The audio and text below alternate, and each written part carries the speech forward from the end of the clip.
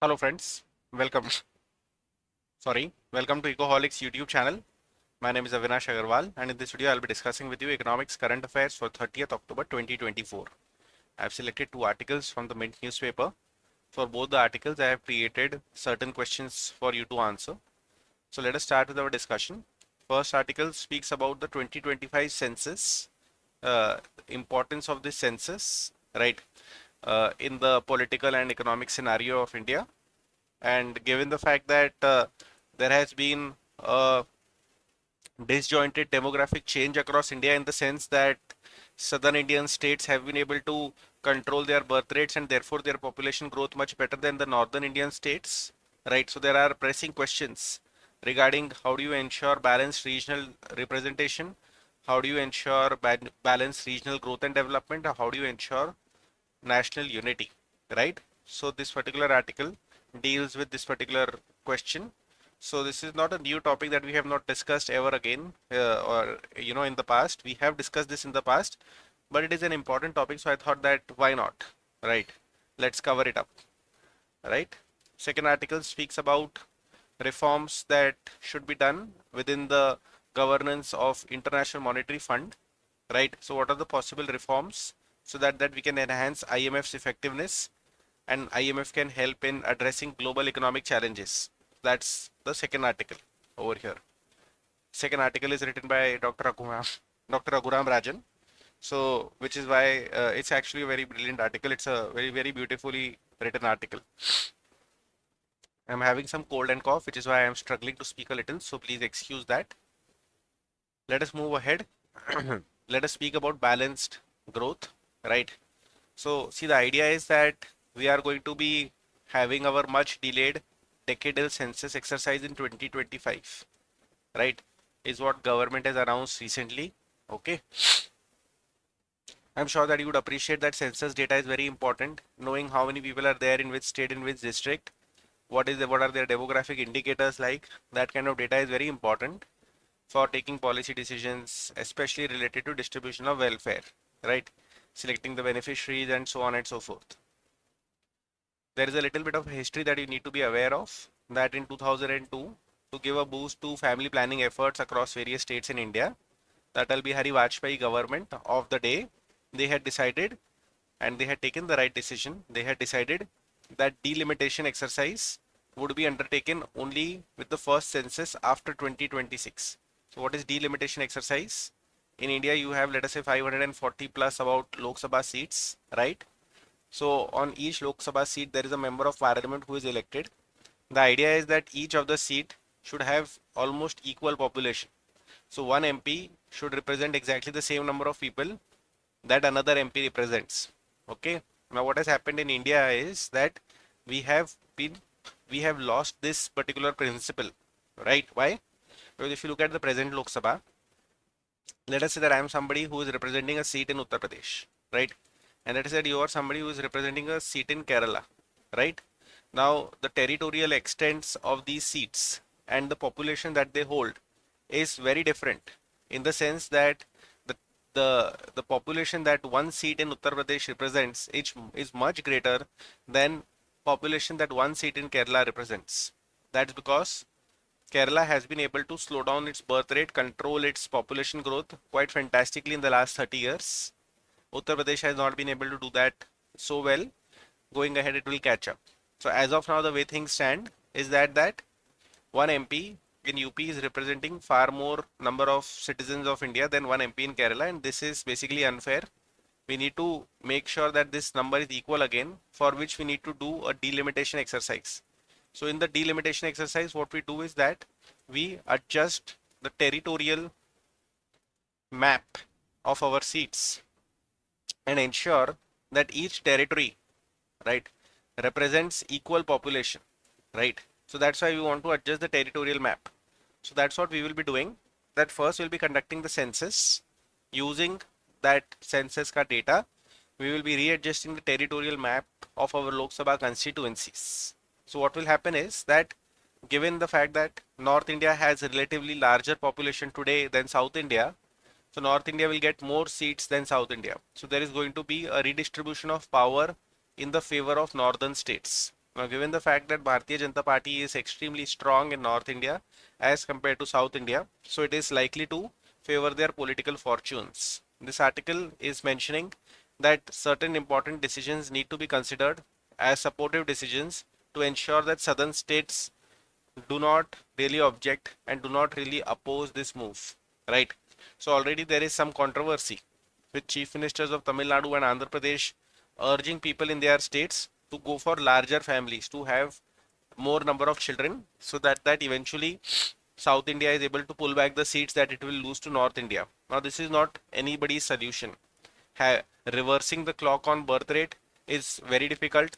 Asking women who are used to having lower number of children or lesser number of children to have more children, it doesn't work that well. It doesn't work that easily anywhere in the world. Herein, D. Subbarao, that is Dr. D. Subbarao, former governor RBI, so he has argued that country, that is India, we still have a population problem, right? And the solution is not what Chandrababu Naidu or Stalin are telling their population to do, that have more children. That is nobody's solution, right? The solution is to evenly distribute the population across the country. Evenly distribute the population across the country. How do you do that? By allowing, encouraging and engendering greater internal migration. Easier said than done. Why? Because United States of America may be a melting pot of ethnicity, religion, language, etc. When Indians go there, they would demand that US continue to remain that melting pot. But in our own backyard, we love to discriminate against the outsiders. We love to treat them badly. Across India, at various different points of time, people's fundamental rights have been violated. So it is your fundamental right under Article 19 that you can move freely throughout the territory of India. You have the liberty through Article 19 to move within the country, reside in any part of India and settle in any place of your choice. You have that. But as you may be well aware that when people do exercise these rights of theirs, there is a lot of tension between insiders and outsiders, so-called, in India, right? And that can cause a lot of commotion. Like for example, the city that I come from, Mumbai, was infamous around 15-20 years ago when a particular political party started targeting taxi drivers from North India for no rhyme or reason, right? Similarly, in Tamil Nadu, there were anti-Hindi riots in the 1960s. In Karnataka, especially in its capital Bangalore, supposed to be an educated city and whatnot, in 2012 there was a mass exodus of northeasterners who felt threatened, who felt targeted in that city. And again in Bangalore recently there has been eruptions of language based parochialism, that if the hoardings that you have put up do not have letters in Kannada, right, then we are going to tear those hoardings down. Now the idea over here is that from an economics lens, from an economics point of view, it is undeniable that the economic contribution of migrants in any economy that they are a part of is huge, is significant. So whether it is the contribution of Latin Americans in the US or whether it is the contribution of Northern Indians in Maharashtra, Karnataka, etc., that's huge, that's immense. And if these outsiders suddenly vanish, right, so local economies will collapse. Why will local economies collapse? Because these so-called outsiders perform jobs which others within the state are unwilling to perform. Critical jobs, but they are unwilling to get done. So northern or outsiders, they are having a significant contribution that goes without saying. So what is the answer, right?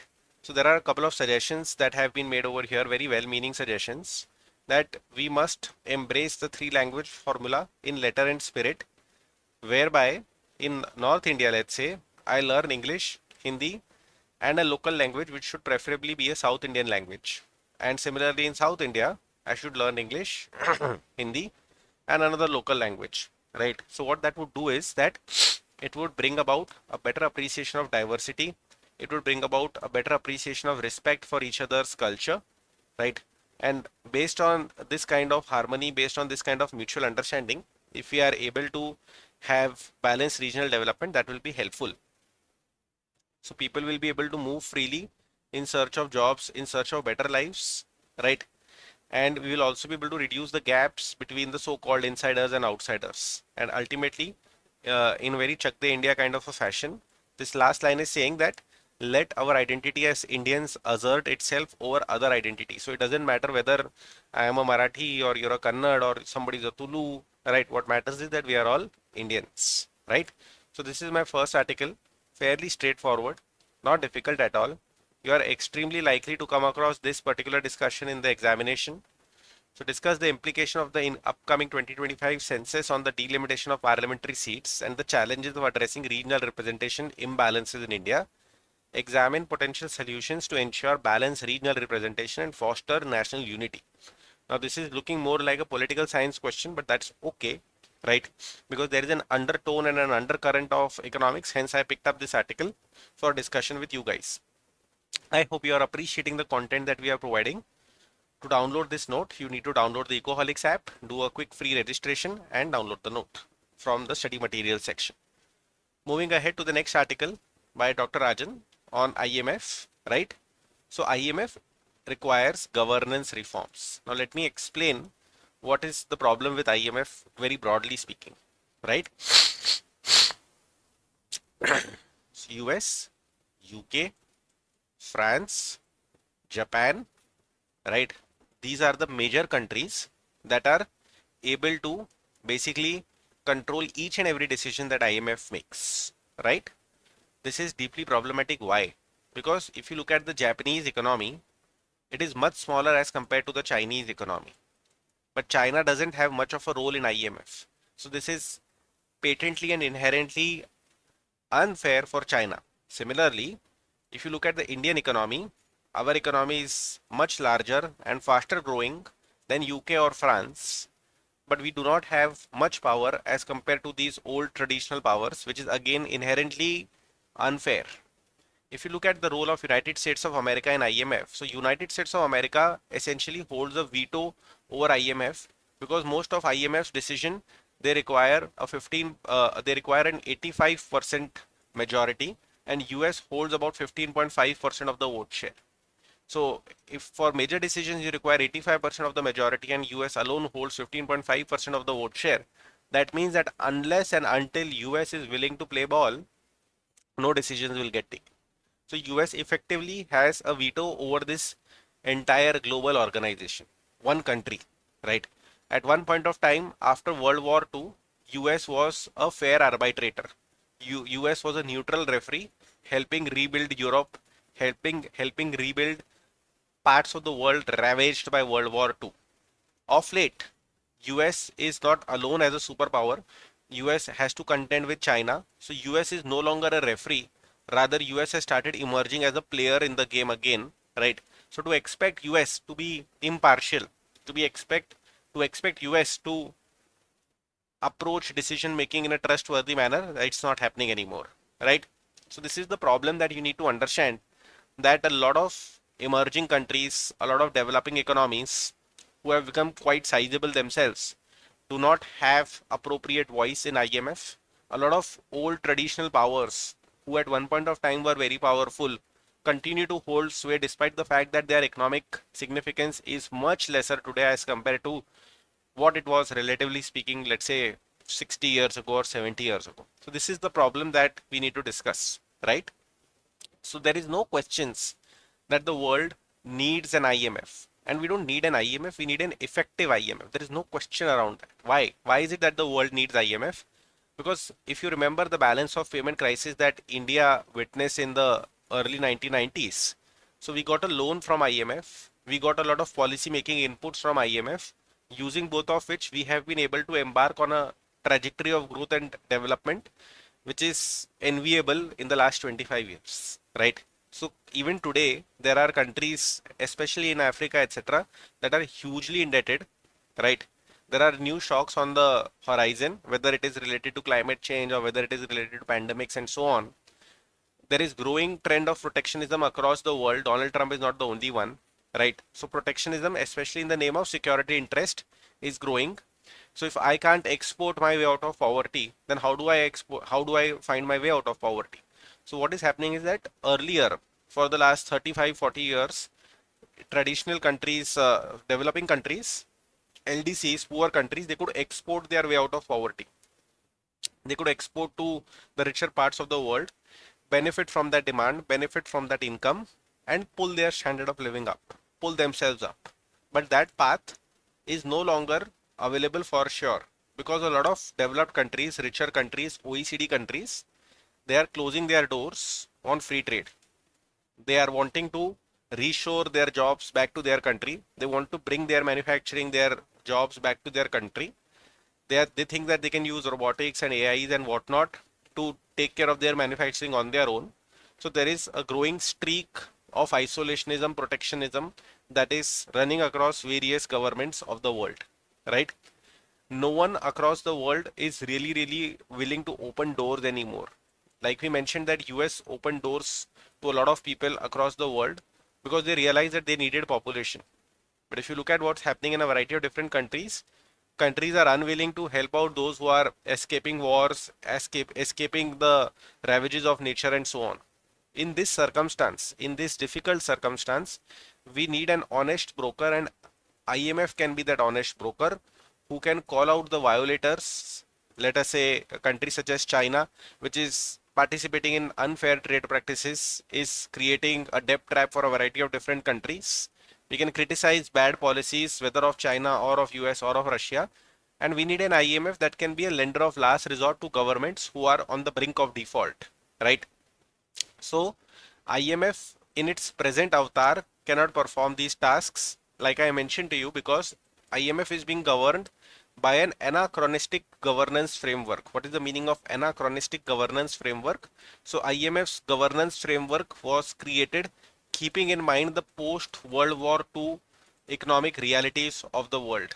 And economic realities of today are far different from the economic realities of post-World War II era, right?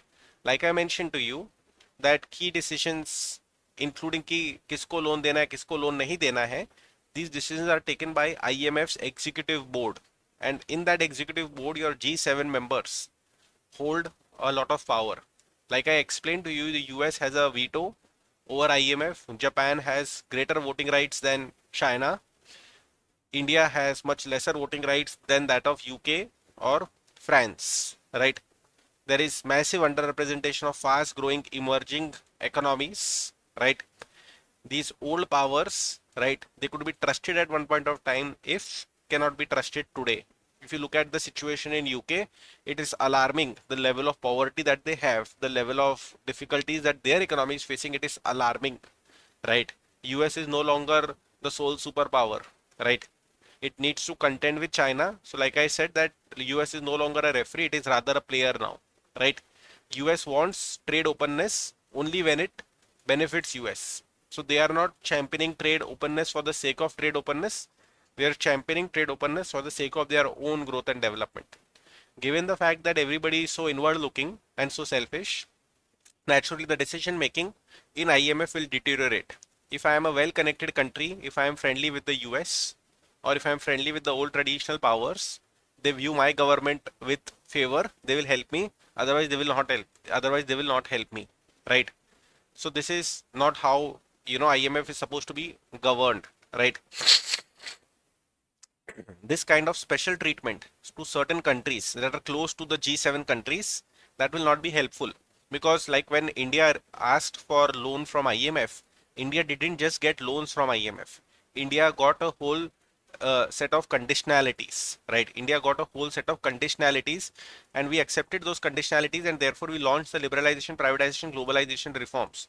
Do you think that it was fun launching liberalization, privatization, globalization reform? Not at all, because it was a very painful process, but yet we did it. Tough love. We got tough love. We launched painful reforms. Why? Because painful reforms were the only way of guaranteeing that we will not go back to the same problem that we were running away from, right? So looking at the IMF's governance structure, it's clear that IMF is not doing its job well. Now there are apprehensions that China, being a fairly decent sized economy, if China is given greater powers in IMF, will not China start misusing those powers, abusing those powers? Will not China start acting against the G7? Will not there will be a complete governance collapse, right? Will not there be a complete paralysis? It may happen. This may happen, that China may not behave well in IMF with their additional powers. But the idea is that we need to fundamentally change IMF's governance. We don't need to give more powers to China. We need to fundamentally change IMF's governance. We don't want, as per Dr. Rajan, we don't want executive board to vote on operational decisions कि किसको पैसा देना है, किसको पैसा नहीं देना है. Funds top management is well qualified. Let them take the operational decisions as per the guidelines set by the executive board, right? So this executive board should not wield day-to-day power, rather it should become a governance board. It should set the mandate of the organization, appoint key functionaries, do change management, monitor the overall performance of the fund. Let all operational decisions be depoliticized. That is exactly what John Maynard Keynes had preferred during the founding of the IMF, right? So the idea over here is that there are some objections, right, to this proposal as well that Dr. Rajan is presenting. What is the objection? That who is deciding what happens with the money that has been collected? So it's people who have been appointed, individuals, technocrats, economists, they will decide. So do countries have that kind of comfort that they want to make their taxpayers' money available in the hands of few who will decide what gets done, what doesn't get done, right? But the idea over here is that there has to be a sense of trust in an external body, and that external body has to be independent, professional, and competent. So it's not about those individuals, it's about that body that has been constituted to do a particular job, right? That's the idea over here. So recently we had this 16th general review of quota, I am sorry, my bad, in the IMF, and there was hardly any change in the quotas. What are the quotas? Voting rights, which I just explained at the start of the lecture, at the start of this article's discussion, that US has some 15 point some percentage of voting right and so on. So there has hardly been any change of the quotas, and there is a requirement that emerging markets such as India and China, as well as the traditional powers such as US, UK, Japan, etc., they arrive at a grand bargain, right? They have to arrive at a grand bargain, right? So board directors appointed by governments, they can appoint the top managers, they can guide these top managers in decision making, right? Whatever the rules of the IMF are, they need to be uniformly applied across the country, right? So if Dr. Rajan is mentioning this 3 or 4 times in one article that we are doing favoritism, or we are giving preference to certain countries, I'm sure that, you know, there is fire where there is smoke, right? So the idea over here is that we must pursue a grand bargain to reform the IMF's governance structure and deal with the emerging challenges, right? If we don't do this, IMF as an institution will become irrelevant. That's my submission to you today. I want you to attempt this second question over here. Discuss the challenges facing the IMF in a shifting global landscape, emphasizing governance issues, possible reforms for enhancing effectiveness of the IMF in addressing global economic challenges. This is my submission to you today. I hope that you have learned a lot of new stuffs. We'll meet tomorrow again. Until then, thank you so much. All the best and Jai Hind to all of you. Bye bye.